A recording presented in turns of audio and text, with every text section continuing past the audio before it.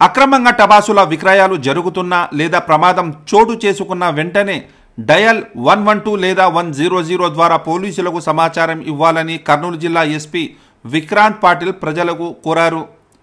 కర్నూలు జిల్లా ప్రజల భద్రతను దృష్టిలో ఉంచుకొని ఎస్పీ విక్రాంత్ పాటిల్ ప్రజలకు హెచ్చరికలతో పాటు కొన్ని సూచనలు జారీ చేశారు. ప్రభుత్వ అనుమతులు లేకుండా లేదా నిబంధనలకు విరుద్ధంగా టపాసుల నిల్వలు ఉంచడం, విక్రయించడం లేదా తయారు చేయడం చట్ట విరుద్ధమని, అటువంటి వారిపై ప్రేలుడు పదార్థాల చట్టం మరియు బిఎన్ఎస్ సెక్షన్ల ప్రకారం కఠిన చర్యలు తప్పవని ఆయన తెలిపారు. దీపావళి సందర్భంగా ప్రమాదాలు జరగకుండా ఉండేందుకు కేటాయించిన ప్రదేశాల్లోనే టపాసుల విక్రయాలు జరపాలని, ప్రతి దుకాణంలో నీరు, ఇసుక వంటి అగ్ని మాపక సామగ్రి తప్పనిసరిగా సిద్ధంగా ఉంచాలని ఆయన సూచించారు.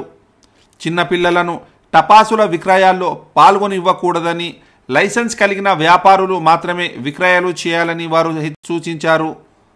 జిల్లా వ్యాప్తంగా పోలీసులు, అగ్నిమాపక సిబ్బంది మరియు సంబంధిత శాఖలు సమన్వయంగా పనిచేసి ప్రజల భద్రతను నిర్ధారించాలన్నారు.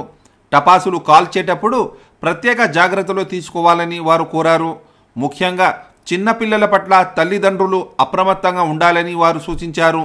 అక్రమంగా టపాసులు విక్రయాలు జరుగుతున్నా లేదా ప్రమాదం చోటు చేసుకున్న వెంటనే 112 లేదా 100 ద్వారా పోలీసులకు సమాచారం ఇవ్వాలని, సమాచారం ఇచ్చిన వారి వివరాలను గోప్యంగా ఉంచబడతాయని జిల్లా ఎస్పీ విక్రాంత్ పాటిల్ స్పష్టం చేశారు. ప్రజలు భద్రతా ప్రమాణాలు పాటిస్తూ సురక్షితంగా, ఆనందంగా దీపావళి పండుగను జరుపుకోవాలని ఆయన సూచించారు. రాష్ట్ర ప్రజారోగ్య సాంకేతిక శాఖ చీఫ్ ఇంజనీర్ ప్రభాకర్ రావు ప్రజాధనంతో జరుగుతున్న అభివృద్ధి పనుల్లో నాణ్యత ప్రమాణాలు తప్పనిసరిగా పాటించాలని, నాణ్యత తనిఖీలు పూర్తయిన తర్వాత మాత్రమే బిల్లులు చేయాలని స్పష్టం చేశారు. శుక్రవారం ఆయన కర్నూలు నగరపాలక సంస్థ కొత్త భవనం మరియు సుంకేసల జలాశయం ఎస్ఎస్ ట్యాంక్ పైప్లైన్ పనులను పరిశీలించారు. పనులు పురోగతి, జాప్యం కారణాలను సమీక్షించి వీలైనంత త్వరగా పైప్లైన్ మరియు కొత్త కార్యాలయ నిర్మాణ పనులు పూర్తి చేయాలని ఆదేశించారు.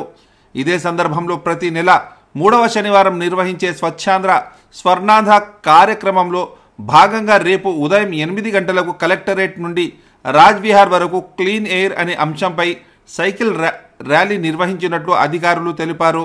ఈ ర్యాలీలో జిల్లా కలెక్టర్ మరియు జాయింట్ కలెక్టర్ పాల్గొనున్నారని వారు చెప్పారు.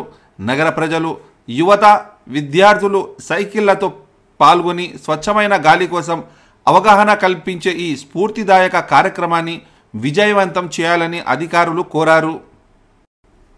కర్నూలు జిల్లా న్యాయ సేవాధికార సంస్థ ఆధ్వర్యంలో లీగల్ ఎయిడ్ డిఫెన్స్ కౌన్సిల్ విధులపై రివ్యూ మీటింగ్ కర్నూలు కోర్ట్ కాంపౌండ్లో న్యాయ సేవా సదన్లో నిర్వహించబడింది.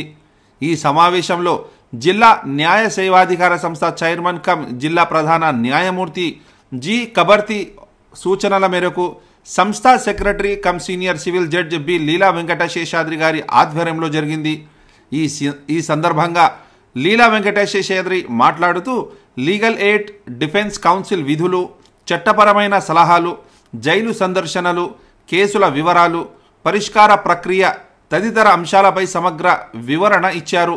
కేసులు స్థితిగతులను సమీక్షించి వేగంగా పరిష్కరించే విధానంపై మార్గదర్శకాలు కూడా అందించారు. అలాగే ఇప్పటి వరకు మంజూరైన బెయిల్ కేసులను పరిశీలించి ప్రజలకు సమయానికి న్యాయం అందేలా చర్యలు తీసుకోవాలని సూచించారు. ఈ కార్యక్రమంలో deputy chief legal aid defence counsel Sivaram, assistant legal aid defence counsel A Sulochana పాల్గొన్నారు. కర్నూలు కల్లూరులో రాష్ట్ర మంత్రి టీజీ భరత్ దంపతులు శ్రీ టీజీ లక్ష్మీ వెంకటేష్ వాసవి భవనాన్ని ప్రారంభించారు. మాజీ రాజ్యసభ సభ్యులు టీజీ వెంకటేష్ శిలాఫలకాన్ని ఆవిష్కరించారు. ఈ సందర్భంగా టీజీ భరత్ మాట్లాడుతూ ఆర్యవైశ్యులు సేవకు మారుపేరని, ప్రజలతో పాటు రాష్ట్ర అభివృద్ధికి అంకిత భావంతో ఉన్నారని పేర్కొన్నారు. రానున్న కార్తీక మాసంలో ఆర్యవైశ్యుల వనభోజనాన్ని ఘనంగా నిర్వహించినట్లు వారు తెలిపారు. టీజీ వెంకటేష్ మాట్లాడుతూ ఆర్యవైశ్యులు సమాజంలోని అన్ని వర్గాలకు సేవలు అందిస్తున్నారని, సేవా స్ఫూర్తి వారికి ప్రత్యేక గుర్తింపన్నది అన్నారు. ఆయన తన రాజకీయ జీవితంలో అభివృద్ధి కార్యక్రమాలకు కోట్లాది రూపాయలు ఖర్చు చేశానని, తన కుమారుడు కూడా టీజీ భరత్ పరిశ్రమల అభివృద్ధికి కృషి చేస్తున్నాడని వారు తెలిపారు.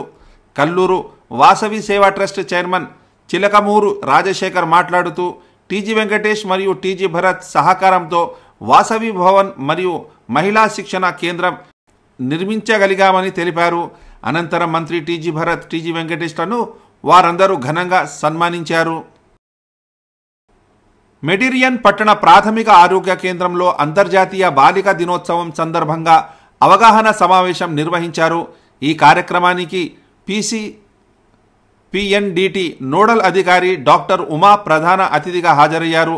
ఆమె మాట్లాడుతూ గర్భిణులు, బాలింతలు, కుటుంబ సభ్యులకు ఆడపిల్లల ప్రాముఖ్యతను వివరించారు.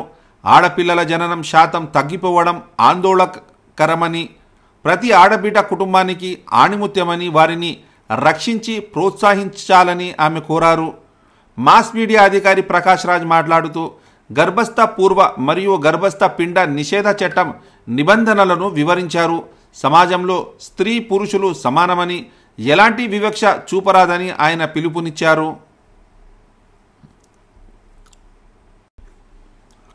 ప్రభుత్వ మెడికల్ కళాశాలలను ప్రైవేటు పరం చేస్తే సీఎం చంద్రబాబు చరిత్రహీనుడిగా మిగిలిపోతాడని వైఎస్ఆర్ కాంగ్రెస్ పార్టీ కర్నూలు జిల్లా అధ్యక్షుడు, మాజీ ఎమ్మెల్యే ఎస్వి మోహన్ రెడ్డి తీవ్రంగా విమర్శించారు.